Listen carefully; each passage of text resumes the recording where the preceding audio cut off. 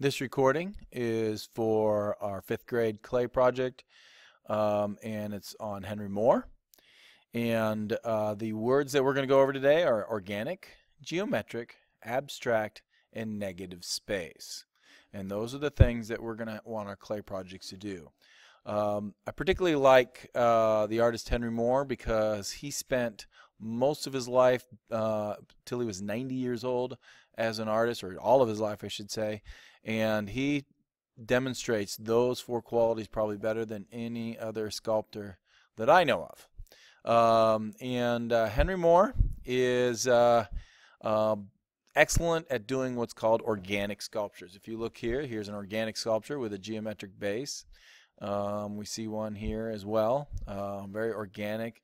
And I say the base so that we can know the difference between organic and geometric. You probably heard that word organic before, and it simply means from nature.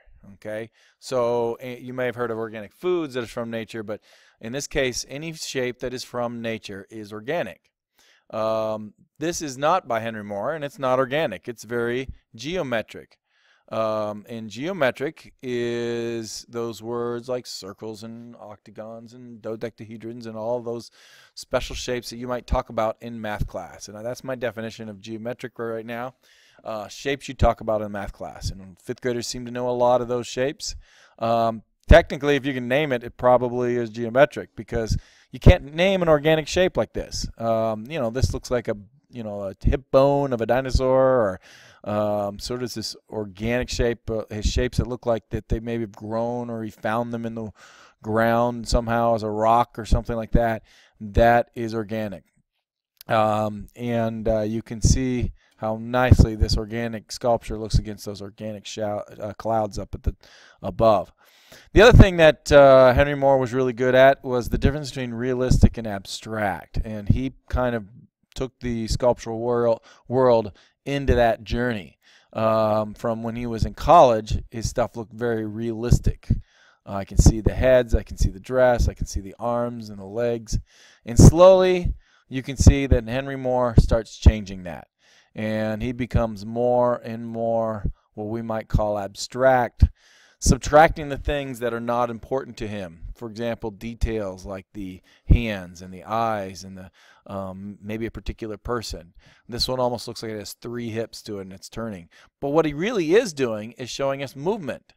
It doesn't look like this is a deformed, weird person. It looks like it was just a girl who's kind of twisting and turning and not staying still. So in a way, it's more about movement and change in a place that make it very interesting. The next thing I want to talk about is this negative space here. If we look at this sculpture particularly, you might say, oh, it doesn't have a stomach, but it really does have a stomach. But instead of carving it out of wood, he carved it out of air. In other words, Henry Moore is carving the air around the sculpture as well as the positive space, would be the clay, in this case the wood or whatever. Okay, here's some clay. And he thought about the negative space. And that's kind of nice because now with the abstraction in the negative space, he does so much more than just do a person reclining. Not laying down, not leaning back, but what he calls a reclining figure. And we can see it in here. You see the head, you can see the torso, you can see the legs. And even as he stretches into 2 and 3 sculptures, if you look closely, you can still see the head, the arms, and the legs, as it goes along, even in some of these very abstract pieces. I can see part of the leg here. Maybe that's a neck bone. This one, you can barely see it, but there's a head back there. That's the stomach, arms, and legs. So this is also a reclining figure. So in this case, early in his career, the middle of his career, and then late in his career, where we might not even be able to see it. It's so abstract. Believe it or not, all of these are reclining figures. This, you may not have seen it at first, but that's the head, that negative space. That's the hand, that's the leg. It's actually a person. This is actually a person. So reclining figure. Definition of abstract is to subtract detail, and the definition of negative space is the the space, the shape of the air around the sculpture.